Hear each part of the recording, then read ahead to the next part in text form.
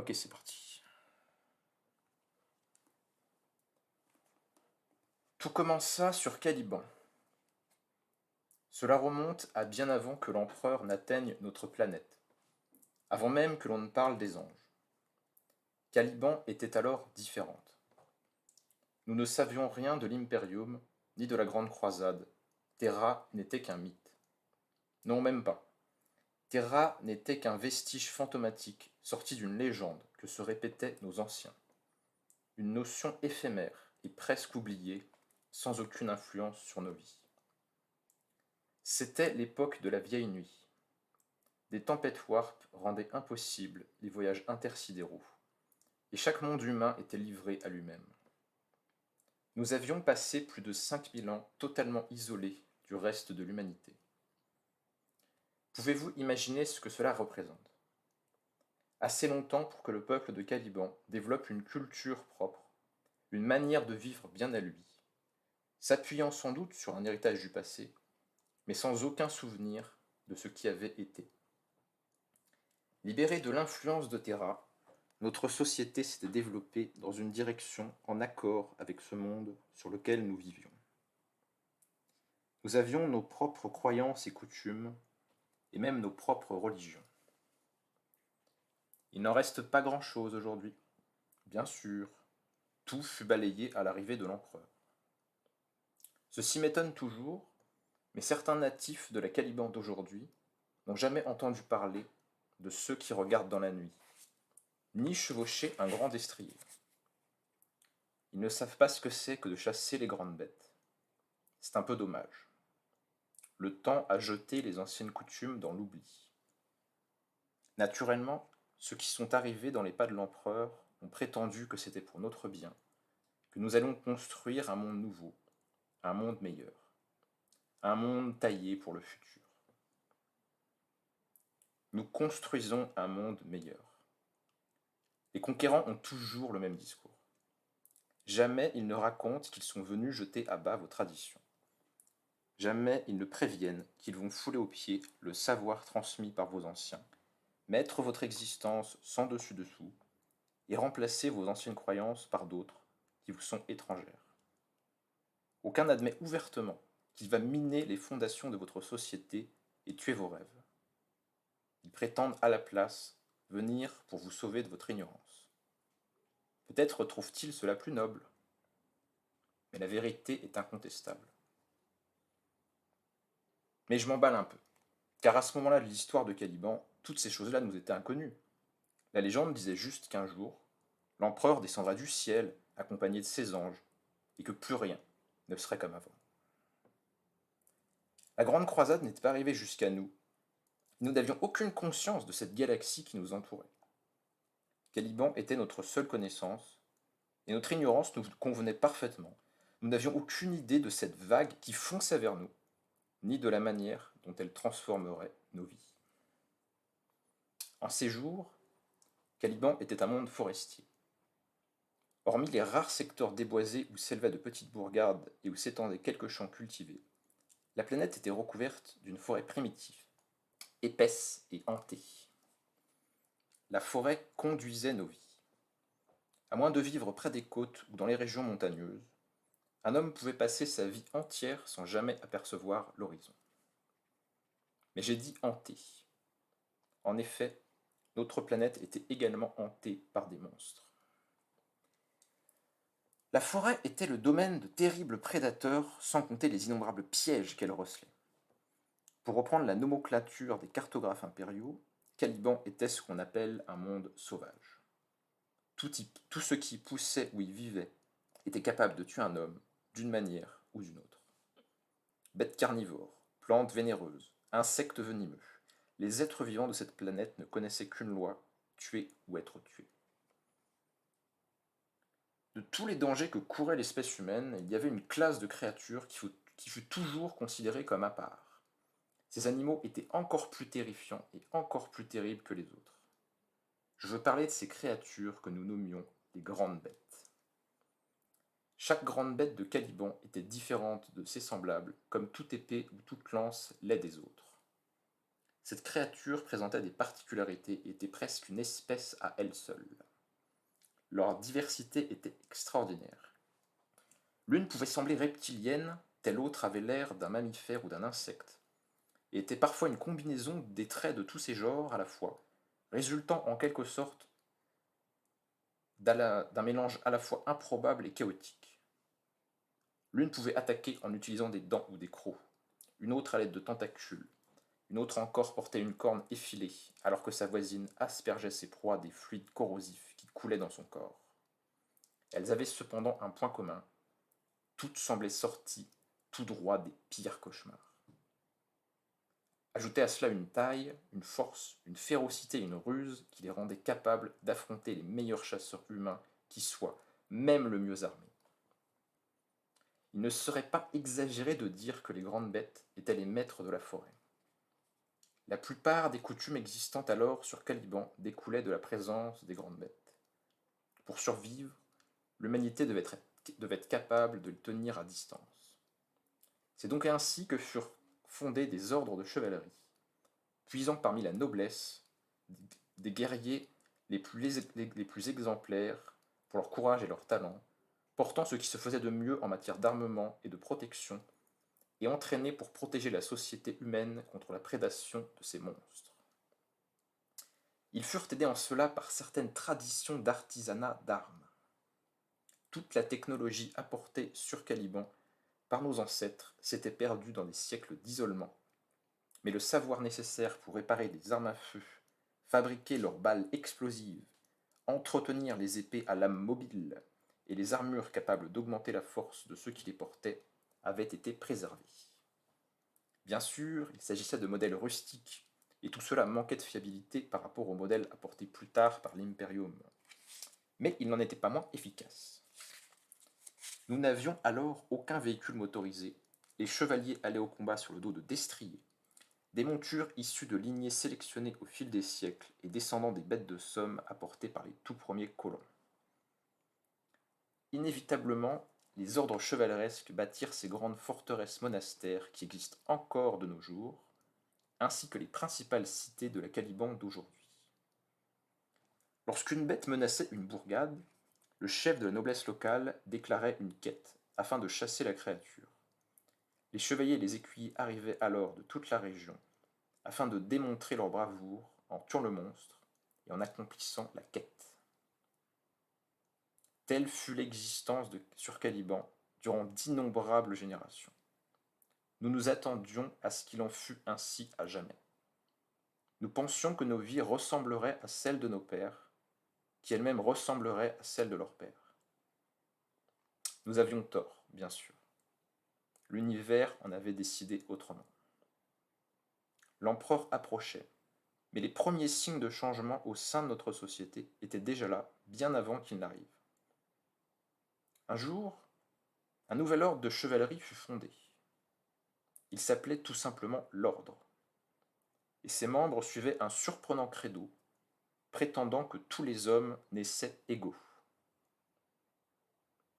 Jusque-là, la tradition avait été que les ordres de chevalerie ne recrutent que parmi la noblesse, mais l'ordre acceptait tout le monde, quelle que soit sa naissance. Tant qu'un individu par ses actes et sa dévotion s'avérait digne de la chevalerie, l'ordre ne cherchait pas à savoir s'il était noble ou roturier. Cela pourrait nous paraître bien futile aujourd'hui, mais cela souleva bien des controverses à l'époque. Les plus conservateurs parmi les membres des autres ordres voyaient cela comme le commencement de ce qui ne pouvait manquer que de conduire la société à sa perte et à l'éclatement de toute une culture, qui aurait comme résultat de nous laisser à la merci des grandes bêtes. À une occasion, cela déboucha même sur une guerre ouverte. Un groupe qui se faisait appeler l'Ordre du Calice écarlate assiégea la forteresse de l'Ordre, bâtie sur le mont Aldourouk. Dans une opération qui serait plus tard considérée comme l'un des événements les plus délicats de toute l'histoire de Caliban, les chevaliers de l'Ordre effectuèrent une sortie et se jetèrent sur les lignées ennemies avant qu'elles ne soient totalement établies. Le résultat de la bataille fut décisif, les troupes du Calice écarlate furent dispersées et les chevaliers pourchassés jusqu'au dernier. Cette grande victoire garantit l'avenir de l'ordre et attira vers lui de plus en plus d'aspirants. En l'espace de quelques décennies, il devient le plus puissant et le plus respecté de tous les ordres de chevalerie de Caliban. Mais ce n'était que le début. Ce subtil changement dans notre société ne fut rien comparé à ce qui se produisit lorsque le lion arriva sur Caliban. Avec le recul, nous savons maintenant que Liontel Johnson est l'un des primarques, créés par l'empereur dans son laboratoire génétique pour mener ses armées d'anges. Mais à ce moment-là, il était pour nous d'une nature bien plus extraordinaire. Nous n'étions pas un peuple ignorant, et encore moins primitif. Imaginez cependant l'effet que produisit cette nouvelle qui se répandit à la surface de la planète, et selon laquelle on avait découvert un homme sauvage, vivant comme un animal, en plein cœur des grandes étoiles nordiques, au visage aussi radieux que ses cheveux étaient crasseux et ses traits maculés de boue. Personne ne savait qui il était, et lui-même ne connaissait pas notre langue. Il avait survécu des années durant, nu et sans armes, dans l'une des régions les plus dangereuses de Caliban, un lieu dans lequel même le chevalier le mieux équipé. On a perdu le Brown. C'est promis, j'ai rien fait. Excusez-moi, il y a eu une petite coupure. Merci Ouais. beaucoup. Attends, je vais l'inviter à parler. Ah, parce que ça s'est arrêté en pleine phrase, là, hein? Ouais. C'est bon, on m'entend? Oui, c'est bon. Je suis désolé, on était en plein suspense, j'ai été coupé par internet. Bon. Je reprends.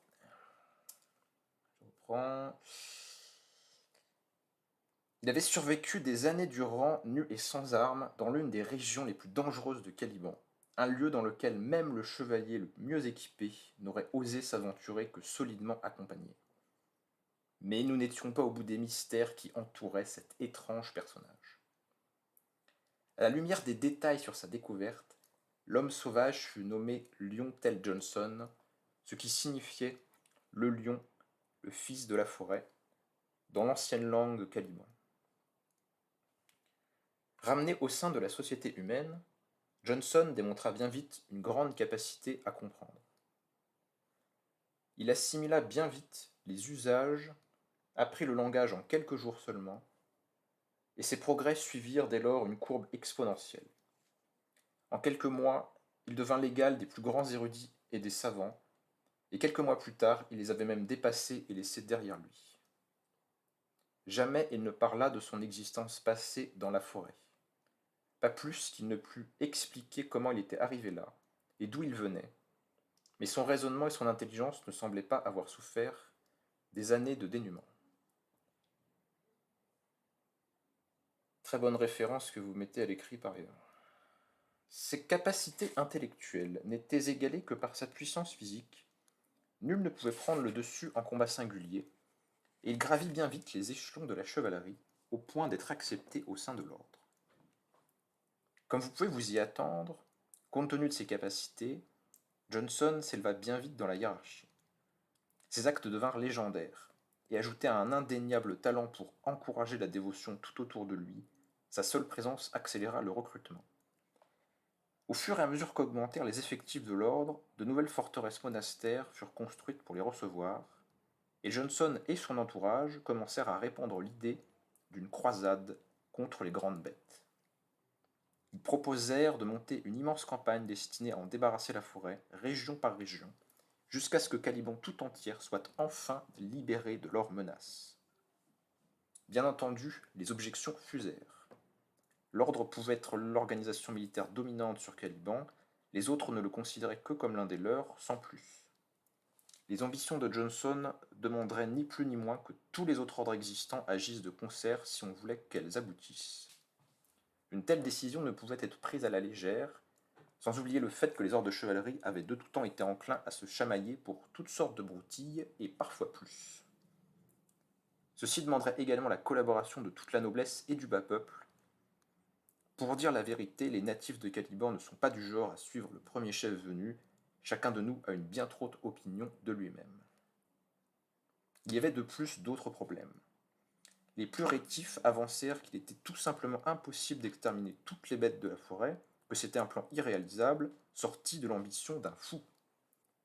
D'autres considéraient ces bêtes avec une pointe de superstition et croyaient que toute volonté de les exterminer les retournerait toutes ensemble contre l'humanité et la conduirait à l'apocalypse.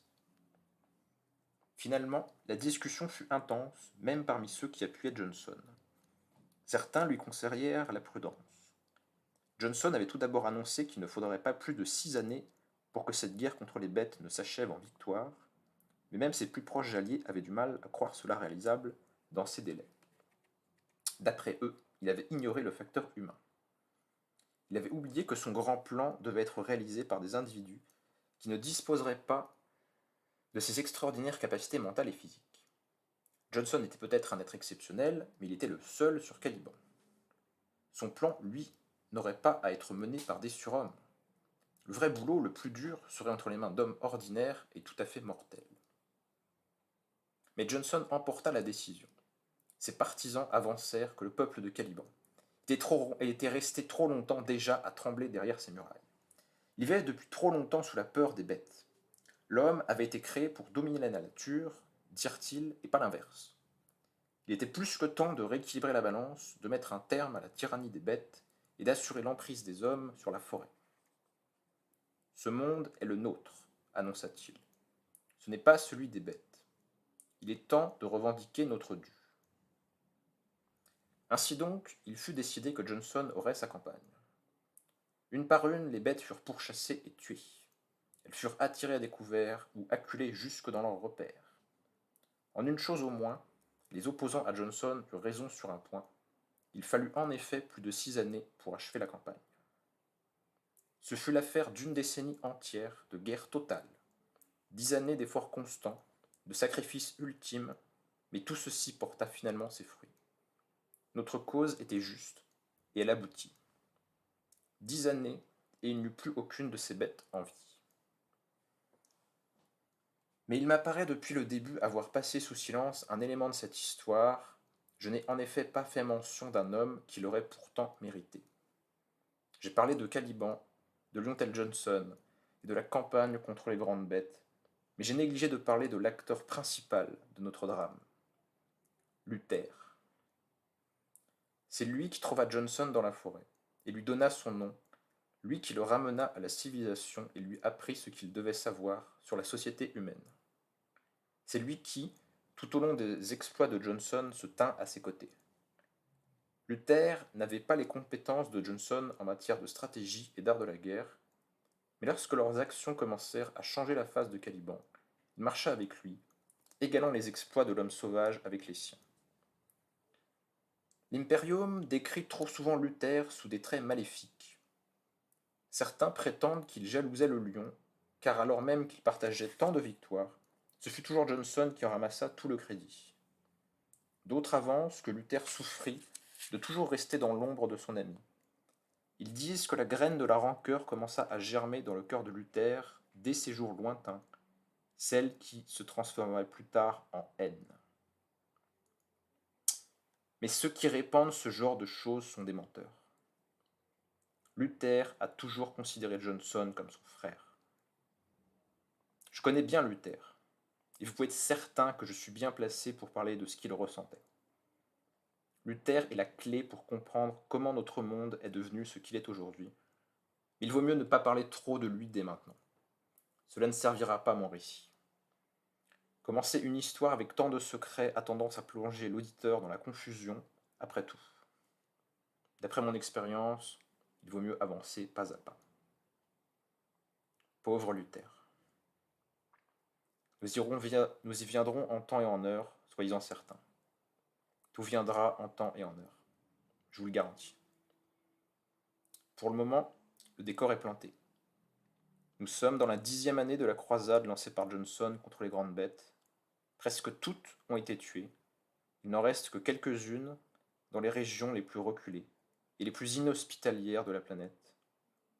Une fois qu'elles seraient exterminées, nous pourrions amorcer une nouvelle vie, bâtir de nouvelles cités, explorer la forêt pour nous chauffer et construire nos habitations, déchiffrer de nouveaux espaces à cultiver. Pour la première fois, nous aurions nos existences entre nos propres mains. Un âge d'or attendait notre peuple. C'était bien avant que l'empereur n'atteigne notre planète, bien avant l'époque des anges, mais les anciennes coutumes se perdaient déjà. Le monde de notre enfance ne serait pas celui de notre futur. Beaucoup l'avaient compris et ne s'en réjouissaient pas, mais il était à ce moment tout à fait possible qu'il soit totalement différent de ce que nous avions pu imaginer jusque-là. Le changement peut faire sortir de nous le meilleur comme le pire, et parfois même les deux en même temps. Certains regardent vers l'horizon et ont peur du futur, alors que d'autres l'attendent avec espoir. Nous en étions donc à la 10e année de la croisade, et le monde tournait sous nos pieds. Sans le savoir, nous étions à l'aube d'une nouvelle ère de progrès, à l'aube de découvrir l'existence de l'empereur et de l'impérium, à l'aube de devenir des anges, mais nous n'en savions absolument rien. Sur Caliban régnait l'innocence, alors que déjà les nuages s'amoncelaient. On dit que l'homme devrait s'inquiéter des sanglots des anges, car leur lame pourrait bien le noyer. Telle était notre destinée. Ces jours décidèrent de tout, de nos conflits comme de notre futur. Une époque sur laquelle beaucoup serait écrit, mais très peu compris. Les récits de ceux qui nous succéderaient seraient altérés par les croyances et les divagations. Aucun ne comprendrait pourquoi nous nous sommes détournés du lion. Il ne saurait rien de nos motivations, contrairement à vous. Vous pouvez tout apprendre. Écoutez et vous découvrirez mes secrets. Écoutez l'histoire de Luther et de Lion tel Johnson. Un récit de division et de guerre civile. Donnons la parole aux morts. Venez, écoutez et entendez mes secrets. Parlons des Dark Angels et des raisons de leur disgrâce.